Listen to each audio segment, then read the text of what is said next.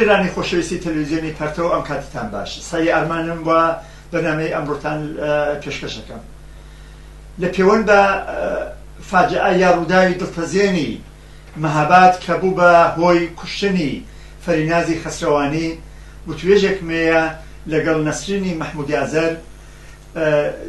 تەرتانی بۆ ڕائشێشم بۆ ئەم وتوێژە. نەسرینی مەحموودی ئازەر زۆر سپاس بۆ بەشداری لەم وتوێژەیە. زۆر سپاس سەیدی ئارمان.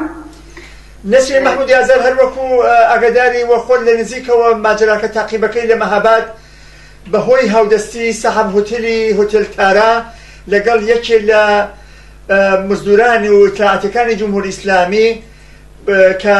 بتوانێت تەجاوزی پێ بکات لە واقعە لە هۆتێلەکەی فەریناز کشێگەنجێک کە ناچارە بێت بۆی مل نەدا بەم تەجاوزە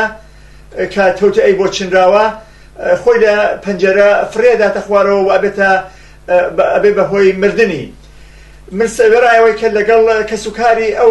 سەرخۆشیان لێ یەکەم لە کەسوکاری فەریناز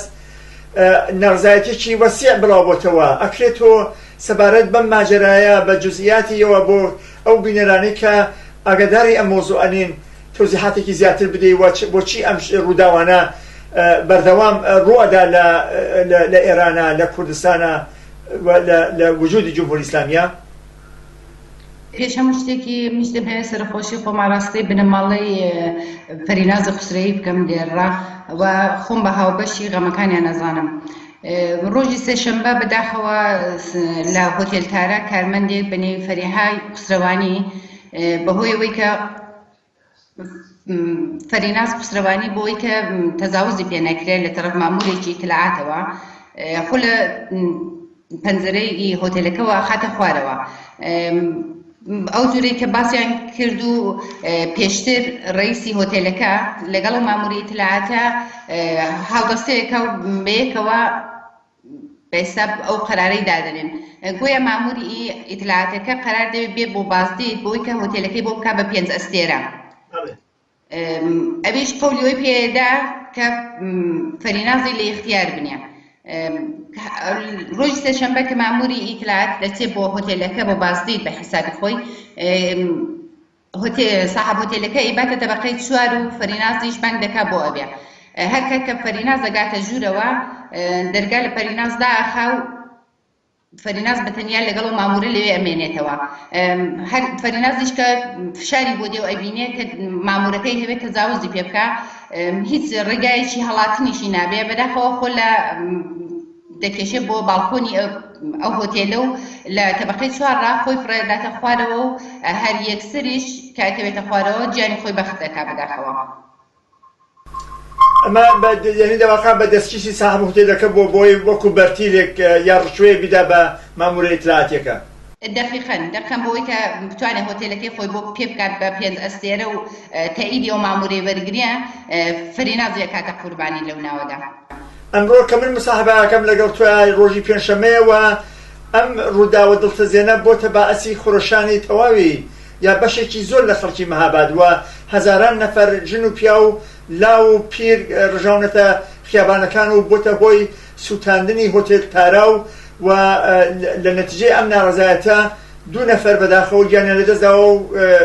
زیاد لە 20 نەفەریش بریندار بوون. ئەم ماجەراش چییە و چۆنیە بینی؟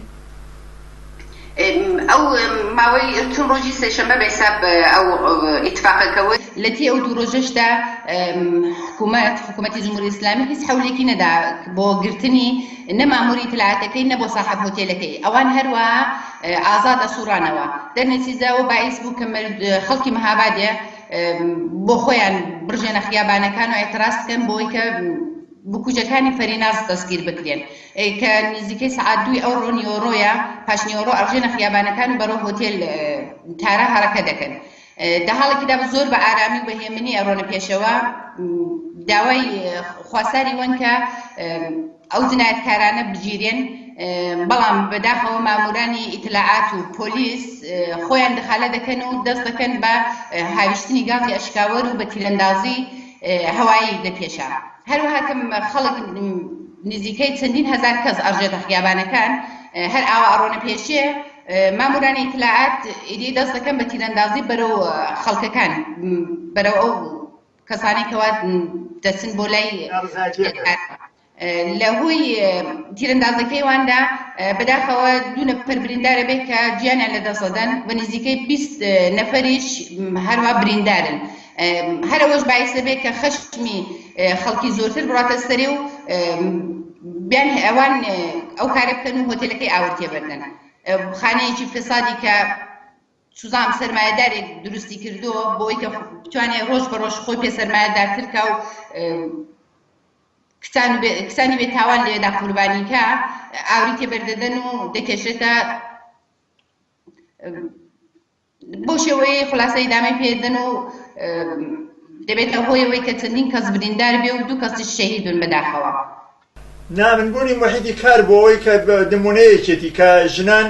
لە نەزەر سەرمایەدارانەوە لە نەزەر دەوڵەتی ئیسلامیەوە فقط بەمانایەوەیە کە ئەبزاری ئێرزای جنسی پیاوانن لە واقعە مثلا بۆ نمونە ڕێحانەی جەباری ئەوەی کە توانی هەتا ئەو کەسێک تەجاوزی پێکات بیکوژێت ئەگەریش نێکی کوتایە هەردووبارە ئەوە تا ئەعدامی کردووە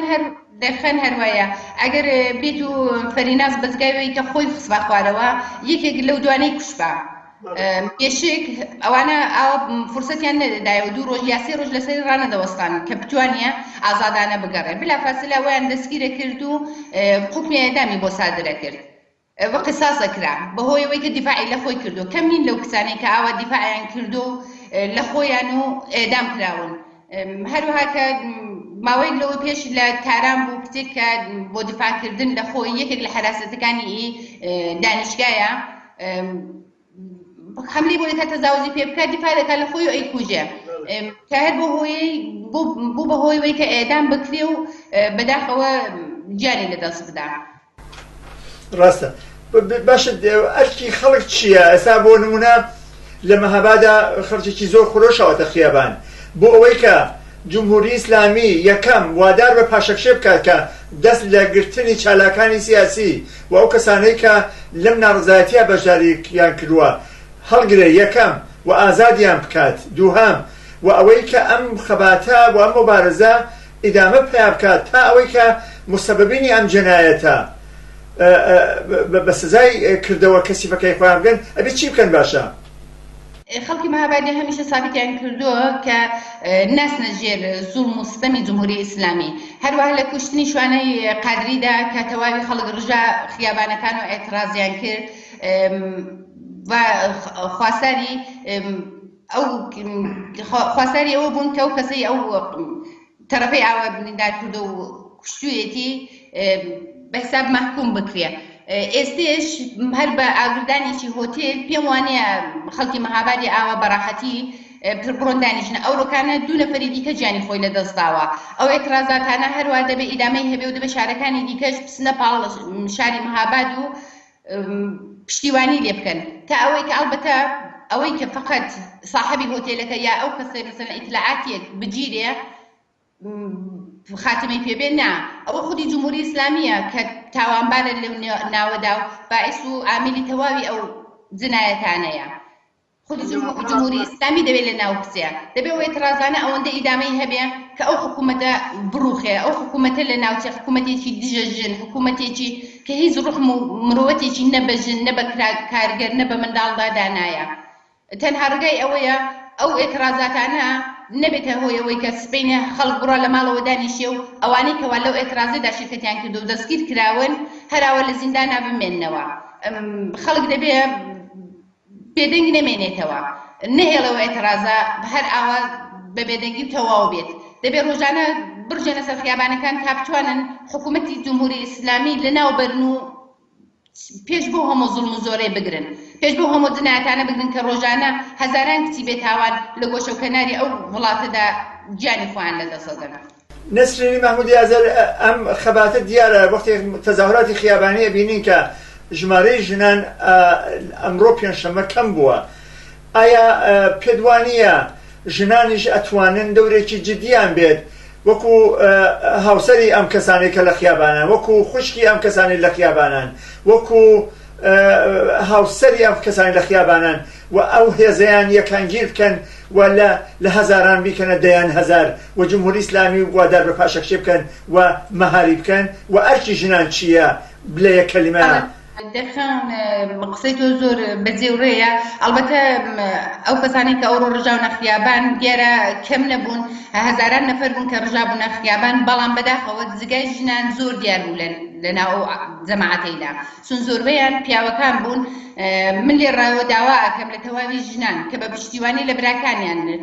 لە هاوسەرەکانیان لە ڕەفیقەکانی خۆیان هاوکاو لەگەڵ ئەوان بڕژێنە خیابانەکان و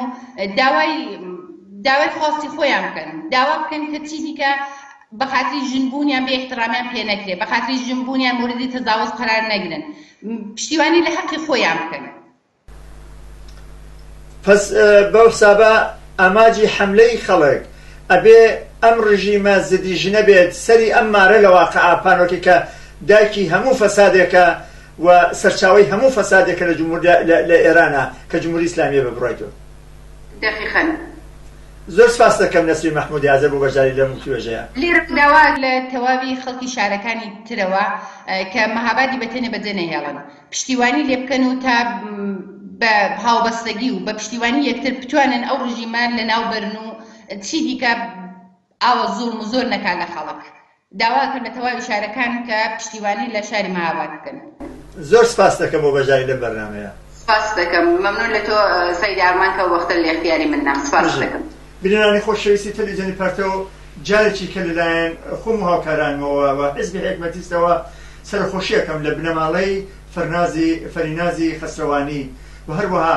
ئەو دوو کەسێک کە گیانیان لەدەستداوە لە نەتیجەی ئەترازە. دەبێت تەلاش بکرێت بۆ ئازادی هەموو ئەو کەسانی کە بازداشت کراون لەم چەند ڕۆژەیە لە دنەچی ناڕزایەتیەکان و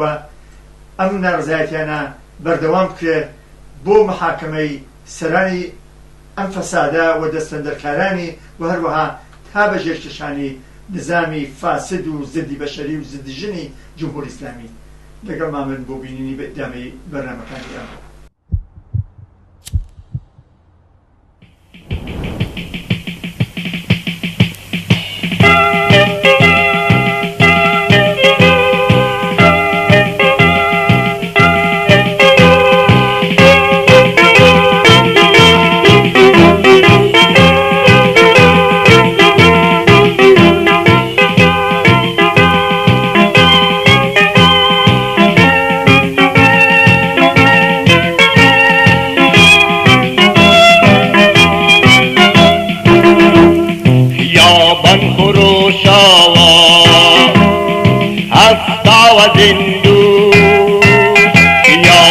فروشاوا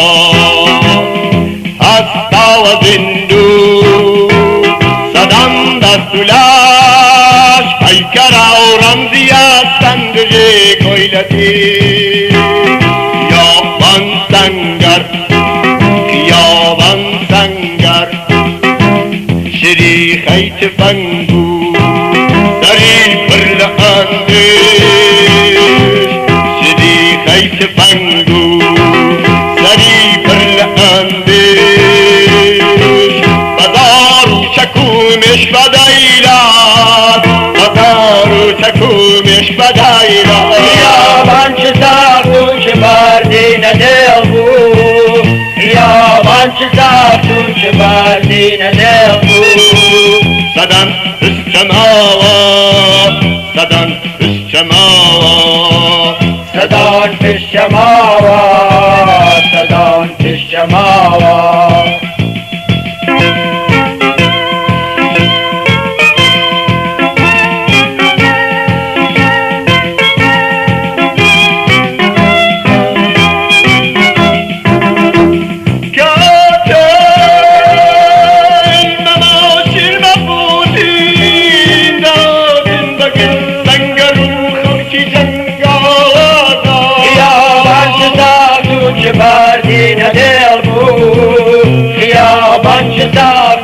بردين دلبو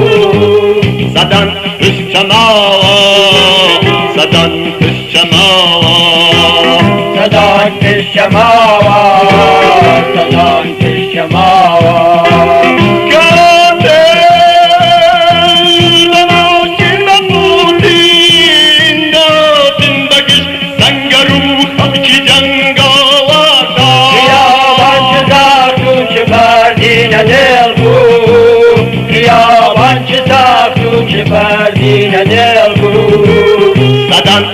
الشماوة سدن في الشماوة سدان في الشماوة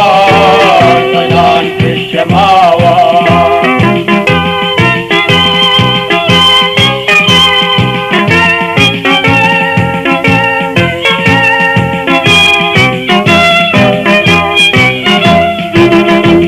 چنک درد و جان چنده هاشان پول بود که رنگ که ایشان در پاستا و اداره شرارت چنده حالش که گوزن لخینا حدیثاً خیابان شقامی هجاری حدیثاً خیابان شقامی هجاری بلام و دوباره دجی کویلتی و مینتا خیابان ده بیتا پراپا شپولی شروع اعتراض و شوره حدیثاً خیابان شقامی هجاری حدیثاً خیابان شقامی هجاری بلام و دوباره دجی کویلتی و مینتا خیابان ده بیتا پراپر شپولی شروع اعتراض و شوره شپولی شروع اعتراض و شوره